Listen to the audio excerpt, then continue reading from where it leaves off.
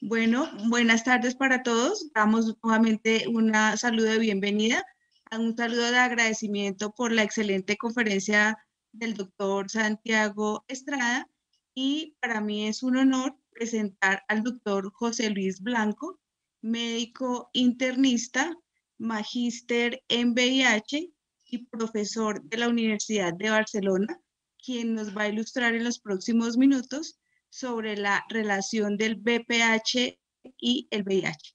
Doctor Blanco, muy bienvenido y los micrófonos son suyos. Muchas gracias, Sonia. Vuelvo a agradecer a CINVIR el haberme invitado a el Congreso, a mi amigo Otto y insisto, a todo el grupo de CINVIR y a todos vosotros que estáis o que continuáis ahí disfrutando del Congreso. Lleváis 2 días de un Congreso intenso, estamos a última hora o en las últimas presentaciones del segundo día de Congreso, con lo cual me gustaría que mi presentación fuese práctica y intentaremos que sea lo más amena posible.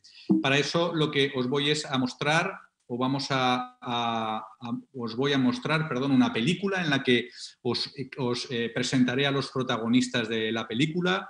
A continuación os explicaré cuál es el guión, que es lo que nos explica el porqué de la película que vamos a ver, la trama de la película que vais a ver. Os mostraré el escenario donde vamos a rodar esta película, la acción, que la veréis, y un desenlace, que será cómo vamos a manejar finalmente el tema, o cómo va a quedar el tema. Me centraré únicamente en el tema del virus del papiloma humano, en personas seropositivas, en la patología a nivel del canal anal.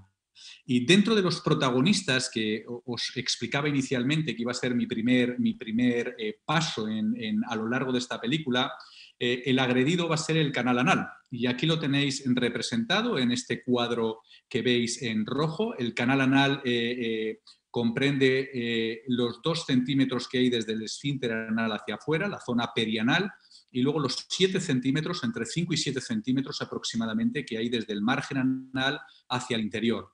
A partir de ahí se iniciaría el recto, que está compuesto por un epitelio columnar que no es susceptible del agresor que vamos a tener y que sobre el que va a ocurrir todo lo que es la trama de la película. Tenemos el agredido. ¿Quién será el agresor? Pues el agresor es el virus del papiloma humano. Un virus, como sabéis, DNA, que pertenece a la familia de los papiloma viridae. Es un virus bastante pequeño, más pequeño que el VIH, que tiene 9.200 pares de bases, tiene 8.000 pares de bases, el virus del papiloma humano, y todo el genoma viral que estáis viendo aquí a la derecha está muy bien caracterizado. Está compuesto por una serie de genes, que son genes tardíos, late, que son L1 y L2, que van a tener importancia fundamentalmente el L2 en lo que es la constitución de las vacunas, y luego toda una serie de genes tempranos que se llaman early, entre los que van del 1 al 7 y en los que destaca el 6 y el 7 como genes oncogénicos del virus del papiloma humano. Desde el punto de vista de los diferentes serotipos del virus del papiloma, sabéis que hay más que afectan más de 100 serotipos diferentes que afectan al ser humano. Se distinguen fundamentalmente en 2 grandes grupos, los cutáneos, que son los causantes de las verrugas, y los mucosales, que van a ser los que van a estar asociados a cánceres de mucosa, cabeza-cuello, esófago, cérvix, vagina, vulva, canal anal, ¿vale? Y dentro de estos serotipos hacemos una distinción, aparte de la localización a la que pueden afectar, la capacidad oncogénica o la capacidad de producir cáncer que estos tienen. De forma que básicamente vamos a diferenciar serotipos de bajo riesgo de malignidad, 6 y 11, causantes de los condilomas, y los de alto riesgo de malignidad. Luego hay unos intermedios en los que estarían fundamentalmente el 16 y el 18. ¿Cuál es la trama? Lo que va a ocurrir va a ser que bien en una penetración activa o bien de forma pasiva por migración o por el paso de estos virus dentro de las secreciones que tienen lugar en relaciones sexuales, va a haber una entrada del virus del papiloma que aprovechará pequeñas abrasiones para llegar a las células basales, a los queratinocitos basales, para producirse ahí la infección, una vez que se produce una infección que va a ser episemal, no va a ser integradora del núcleo inicialmente, se va a producir una migración de estas células hacia el exterior para liberarse. Aparte de eso, puede haber una transmisión local del virus a nivel de estas células basales del queratinocito. La historia natural es bastante similar a la historia natural del virus del papiloma a nivel del cérvix, pero es una historia más lenta, ¿vale? Lo que primero se va a producir va a ser una infección. Una vez que se produce una persistencia de esa infección, esta infección sabemos que se puede aclarar, de hecho es lo que ocurre en el 90% de los casos en personas inmunocompetentes, el sistema inmunológico es capaz de aclararlo, pero en algunos casos este virus va a quedar persistente, cosa que es más frecuente en personas con algún tipo de inmunodepresión. A partir de esa persistencia del virus en la mucosa escamosa del canal anal, se van a producir, ante la persistencia de esa infección inicialmente, lesiones que pueden evolucionar de bajo grado a alto grado de displasia, y cuando las lesiones con alto grado de displasia evolucionan, se puede llegar a producir el cáncer de canal anal. Esta sería entonces la secuencia de los hechos que acontece una vez que se produce la infección, o que puede acontecer una vez que se produce la infección a nivel del canal anal. Insistir en que todos estos pasos, al menos los primeros, tanto la infección como la displasia, son procesos o pasos que pueden revertir de forma espontánea. La importancia del virus del papiloma a nivel del canal anal se ve reflejada en el metaanálisis que hizo o publicó la gente del Kirby Institute de Australia en un Lancet Oncology en el año 2012, en donde vais a ver representados muy bien los números que explican la importancia y el porqué de cada vez tener más preocupación por abordar el tema del virus del papiloma a nivel del canal anal en personas con infección por VIH o otras causas de inmunodepresión. Y los números son estos. Fijaros, el cáncer de canal anal en personas VIH negativas tiene una incidencia francamente baja. Está en torno a 3, 5 casos por 100.000 personas al año. Un cáncer que no despertaría ningún tipo de interés desde el punto de vista de medidas de prevención. Como así es en personas sin infección por VIH, no hay programas específicos, así como los hay a nivel de mama, a nivel de colon, porque son cánceres con una alta incidencia. No lo es, insisto, el cáncer de canal anal en personas VIH negativas. Pero ¿qué pasa con las personas VIH positivas? Fijaros, estos son datos de incidencia en la época pre-HAART en personas con infección por VIH, hombres que tienen sexo con hombres. Fijaros que de 3 a 5 casos por 100.000 pacientes año estamos pasando a entre 30 a 40 casos por 100.000 personas año. Cuando llegó el tratamiento antirretroviral de alta eficacia, se solucionaron bastantes de nuestros problemas. ¿Ocurrió lo mismo en el caso del cáncer de canal anal?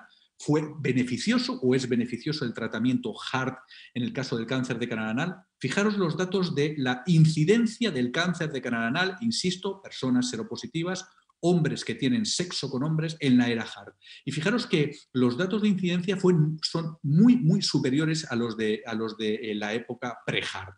¿Por qué se explica esto? Porque el papel que más influye en el cáncer de canal anal es el tiempo que transcurre después de la infección, ¿vale? Con lo cual, los datos que vais a ver ahora a la izquierda muestran el por qué es importante o se explican estos números que estamos viendo en lo que es la incidencia del cáncer de canal anal. Fijaros que sabemos que es un cáncer absolutamente relacionado con el agresor, que hemos dicho que es el virus del papiloma humano, y aquí se está viendo la prevalencia de serotipos de alto grado, tanto en personas VIH negativos, hombres que tienen sexo con hombres, una prevalencia de infección entre 35 y 40 casos tantos por ciento, perdón, y en el caso de personas con infección por VIH, fijaros que esta prevalencia está en torno al 75, 80, 90% de las personas. Estos datos justificarán entonces lo que estamos viendo a la derecha, los datos de alta incidencia del cáncer de canal anal. ¿Cómo organizamos los programas de prevención de cáncer de canal anal? La prueba screening que normalmente utilizamos es la citología. Si esa citología es normal, lo que hacemos es no preocuparnos y programar una siguiente de citología al cabo de 1 año o 2 años, dependiendo de si hacemos pruebas del virus del papiloma acompañando la citología. Si esta citología es insuficiente, ¿qué puede ocurrir? Hay menos de 10 células metaplásicas en la muestra de la recogida de la citología, que luego veremos. Lo que hacemos es repetirla al cabo de 6 meses. Si se continúa viendo una muestra insuficiente, en ese caso lo que hacemos es pasar a hacer una anoscopia de alta resolución. Sin embargo, toda citología que muestra cualquier grado de anormalidad, aunque sea una lesión de significado incierto, como estáis viendo aquí, un ASCUS, va a llevar a hacer una anoscopia de alta resolución. Una prueba en la que vamos directamente a visualizar la mucosa del canal anal para, a partir de ahí, tomar las biopsias que consideremos y actuar como veremos a continuación. ¿Qué ocurre si no tenemos la posibilidad de remitir al paciente a un programa de displasia anal, es decir, poder hacer una anoscopia de alta resolución? Siempre tendremos la posibilidad de hacer una exploración digital del canal anal, para lo cual un dedo va a ser suficiente. Esto es tremendamente importante y me gustaría que quedase muy claro. No nos aventuremos a hacer citologías si no tenemos luego la posibilidad de hacer una anoscopia de alta resolución. Me preguntaréis, entonces, si no hago la citología, ¿qué es lo que hago? Pues hacer un tacto rectal, porque el tacto rectal nos va a permitir identificar lesiones iniciales o tumores iniciales a nivel del canal anal. ¿Cuál es el escenario? Aquí estáis viendo cuál es la consulta mía de TACS, de displasia anal, donde estáis viendo aquí el colposcopio, aquí estáis viendo la camilla y aquí estáis viendo todo lo que vamos a utilizar, que lo vais a ver en más detalle, y no son más que diferentes torundas para poder aplicar, secar, limpiar y aplicar las tinciones que vamos a necesitar, guantes, aquí estáis viendo el anoscopio, gasitas y botecitos para las muestras de biopsia o de citología. Aquí estaríais viendo los botecitos que utilizamos para las citologías anales, es un líquido de fijación y transporte, las 2 tinciones que utilizamos, acético y lugol, y un kit de enfermedades de transmisión sexual por cualquier secreción que veamos sugestiva de que pueda haber una infección de transmisión sexual. Aquí estarían los diferentes colposcopios que hay, tanto reutilizables como desechables. Aquí estaríais viendo las biopsias, las pinzas o los forceps que vamos a utilizar a la hora de tomar biopsias, y aquí los elementos que utilizaremos cuando se produce un sangrado para hacer hemostasia de ese sangrado que puede aparecer después de la biopsia y que normalmente no va a ser peligroso. Y aquí diferentes equipos que utilizamos para el tratamiento de las lesiones. Me gustaría mostraros un vídeo y os llevaré a la zona o a la parte importante de lo que es una citología de la toma de una muestra citológica.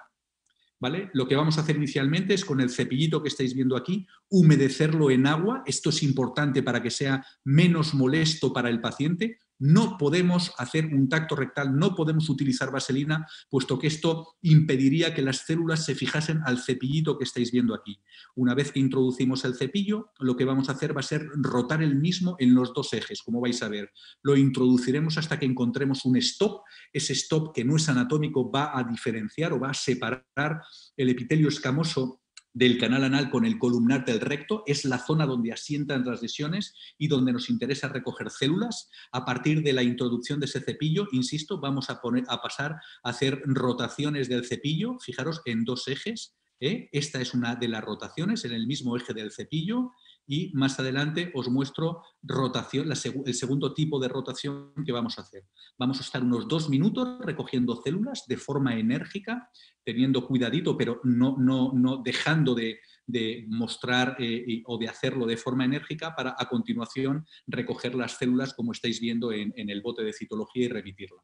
Cuando estas células son patológicas, lo que vamos a hacer va a ser pasar a hacer una anoscopia de alta resolución. Y aquí estaríais viendo un poco la primera fase de la anoscopia de alta resolución, ¿vale? Disculparme, que estábamos en el... yo creo que ahora sí... Perfecto, aquí estamos con la anoscopia de alta resolución. Lo que vamos a utilizar para esta exploración es un anoscopio. El anoscopio es como un cono truncado.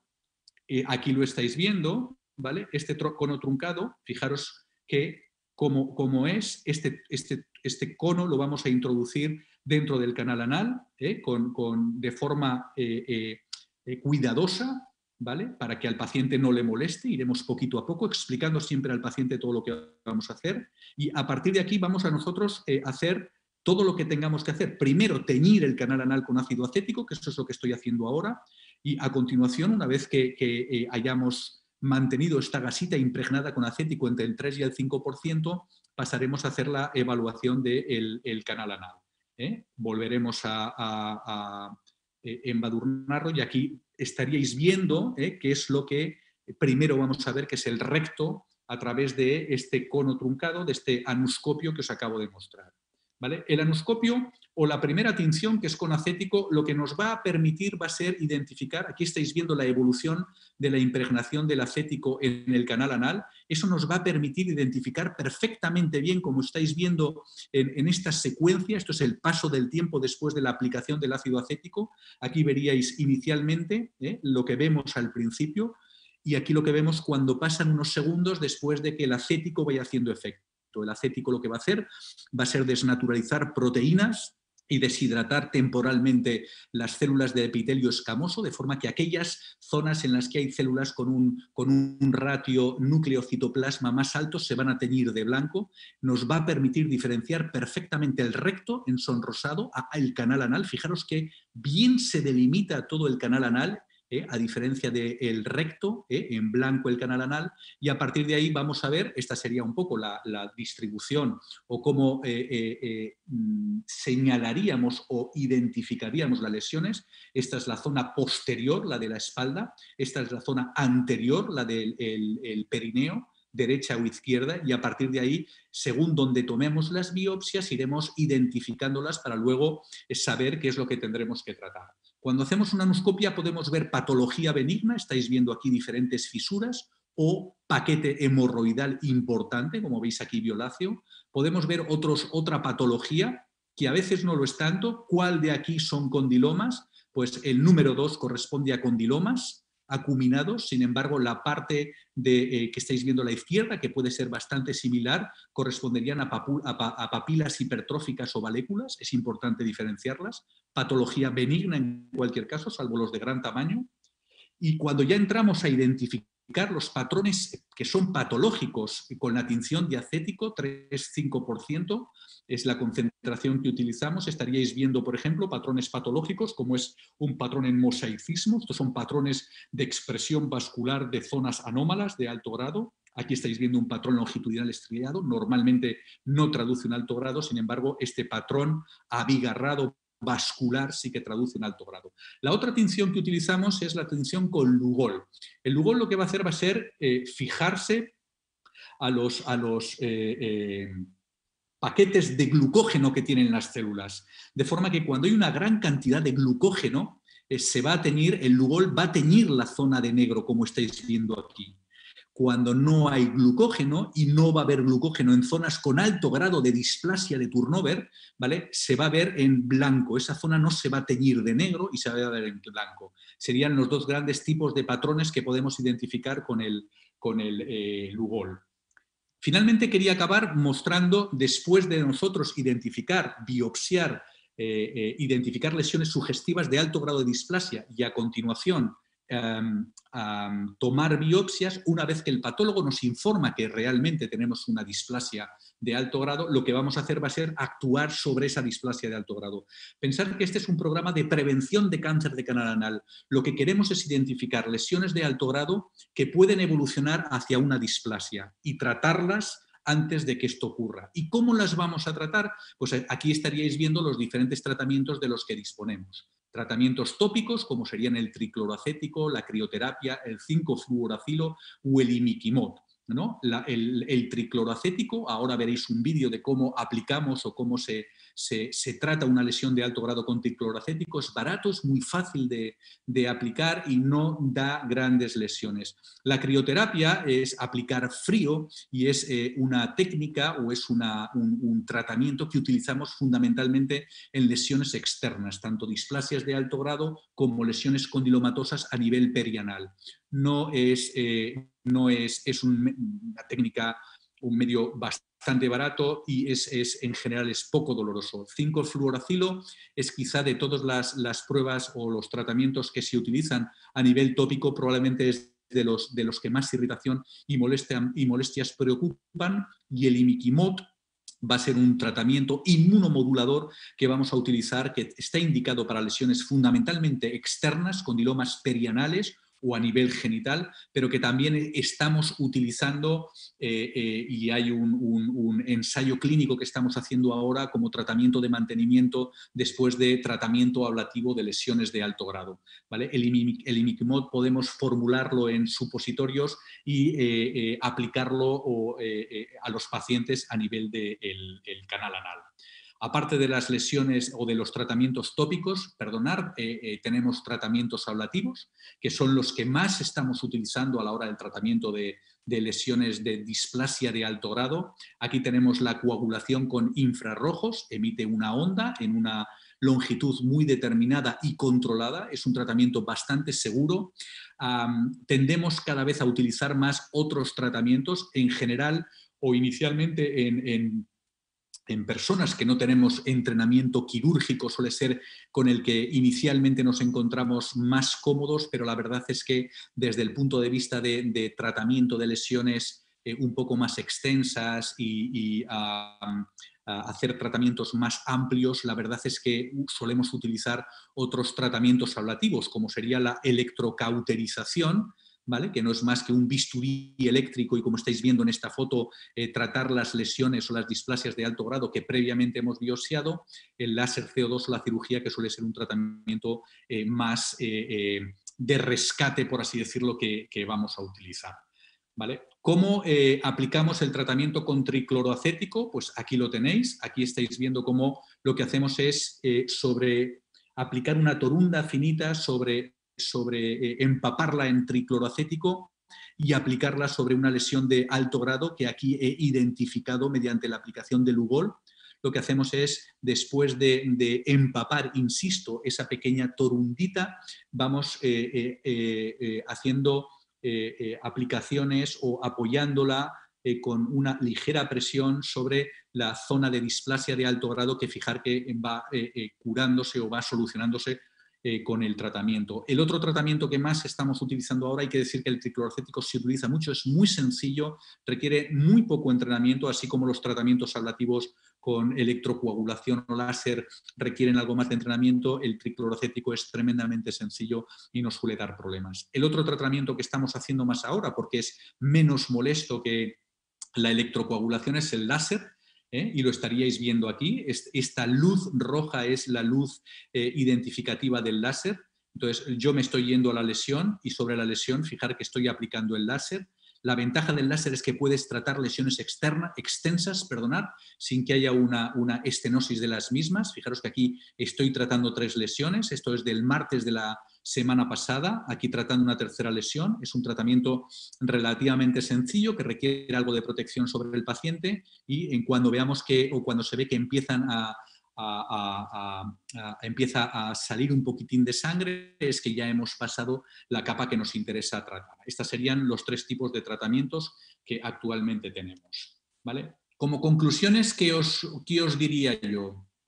Fijaros que aunque no hay una recomendación formal, si vais a las guías de tratamiento, todas aconsejan, pero no formalmente recomiendan, ¿vale? O hay una recomendación, pero que no se traduce en guías nacionales o internacionales. Dicho de otra manera, no tenemos ninguna duda de hacer de los programas de prevención del cáncer de cérvix. Sin embargo, no hay ningún programa oficial de prevención del cáncer de canal anal mediante un poco el repaso que os he hecho anteriormente.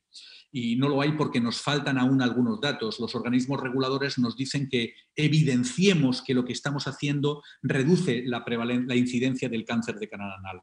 Algo que me parece muy lícito, pero que no se ha pedido, por ejemplo, no se pidió en su momento, en los años 50-60, cuando se iniciaron los programas de prevención de cáncer de cérvix, y nadie los cuestiona. Creo que los números apoyan al mismo y cada vez hay más datos que nos llevan a cada vez más unidades poner en marcha programas de prevención. es importante, muy importante, que a falta de estos programas, y eso no os dejaré de insistir en ello, es decir, la citología habéis visto que es tremendamente sencilla hacerla. Imaginaros que hacéis una citología a un paciente y en esa citología el patólogo ve unas células con una displasia, me da igual, incluso de bajo grado. Cuando informéis al paciente, el paciente os va a decir, ¿y qué hacemos ahora, doctor? Si no tenéis una unidad de displasia anal donde puedan hacer una anuscopia de alta resolución, como enviéis una citología, aunque sea de alto grado, a un proctólogo, como él no esté entrenado en esta técnica, os va a decir, ¿y qué queréis que haga yo con unas células displásicas? Entonces, no hay que hacer una citología hasta que no se tenga la posibilidad de derivar al paciente a un programa ya específico donde tengas gente entrenada haciendo anuscopias de alta resolución. Mientras tanto, ¿qué hay que hacer? Tacto rectal. El tacto rectal no va a identificar una lesión displásica, pero puede identificar una cierta alteración, una anomalía táctil, una protuberancia a nivel del canal anal o una zona dolorosa. Si la identificáis, entonces ya tiene sentido mandarlo al proctólogo. Luego será un condiloma, una fisura, lo que sea. Pero como sea un cáncer, estaréis identificándolo probablemente más precozmente que si no hacemos esta exploración digital anual. Deciros que un programa de prevención, si lo vais a poner en marcha, requiere de un equipo multidisciplinar.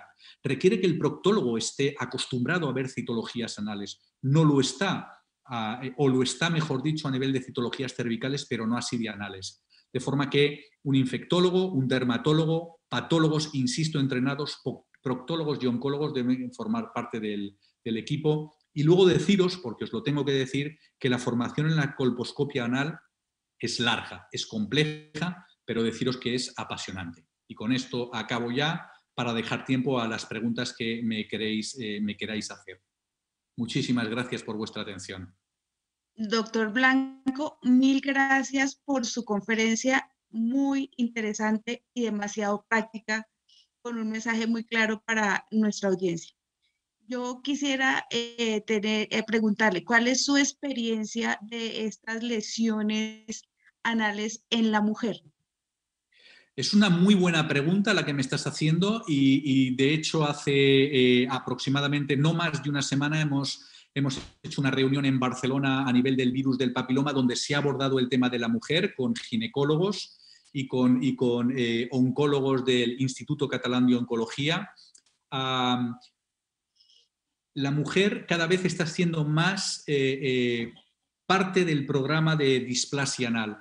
¿En qué mujeres me centraría yo? Así como en el hombre, si hay que empezar en hombres, diría que fuesen personas o hombres con bajos CD4 basales, más de 40 años, fundamentalmente, a la hora de centrarme en incluir a mujeres dentro del programa de prevención de cáncer de canal anal, es decir, aparte de la colposcopia, hacer una anuscopia de alta resolución, serían mujeres con patología a nivel cervical, pero fundamentalmente a nivel vulvar de alto grado. Esas serían las mujeres en las que yo, sin lugar a dudas, remitiría para hacer una anuscopia de alta resolución. Pensar que el canal anal es un reservorio del virus del papiloma humano mayor que el cervix y en canal anal pueden asentar lesiones perfectamente sin que haya habido previamente sexo receptivo anal. Entonces, ¿en quién me centraría yo?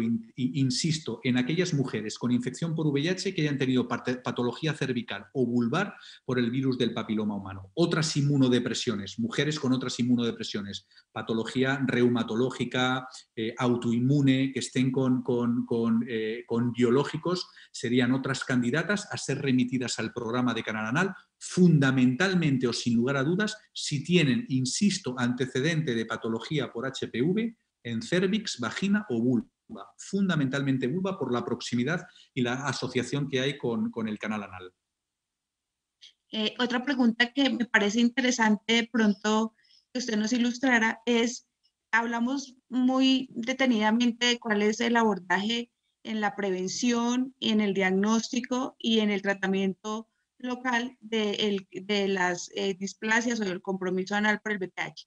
Pero, ¿qué queda de experiencia en cuanto al tratamiento antirretroviral en los pacientes que tienen la coinfección de BPH y VIH?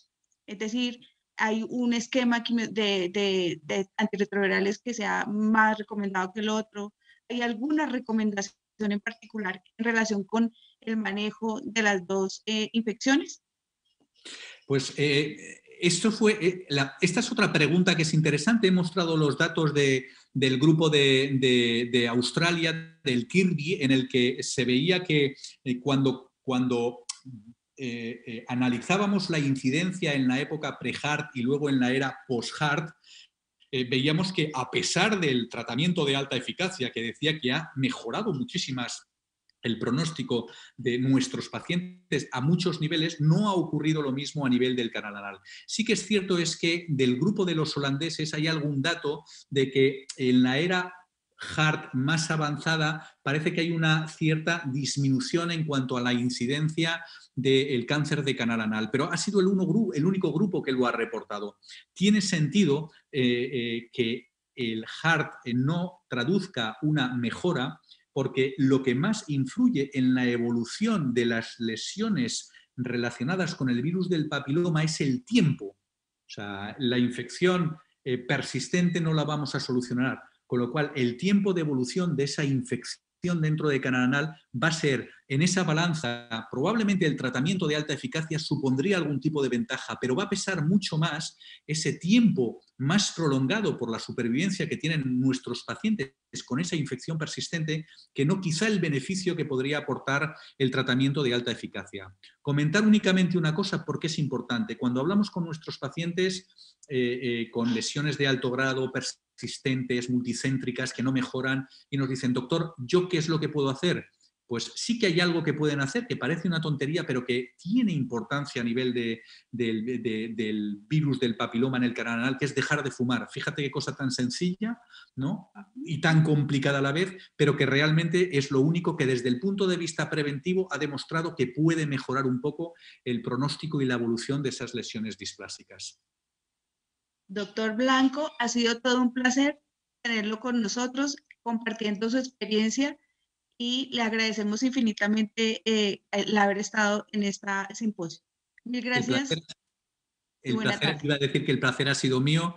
Muchísimas gracias a Cinvir por haberme invitado. Un abrazo muy fuerte a todos mis amigos de Colombia, que son muchos, a cuidarnos para vernos el próximo año, si es posible. Muchas gracias a todos. Que así sea por sus buenos deseos. Buena tarde. Buenas tardes.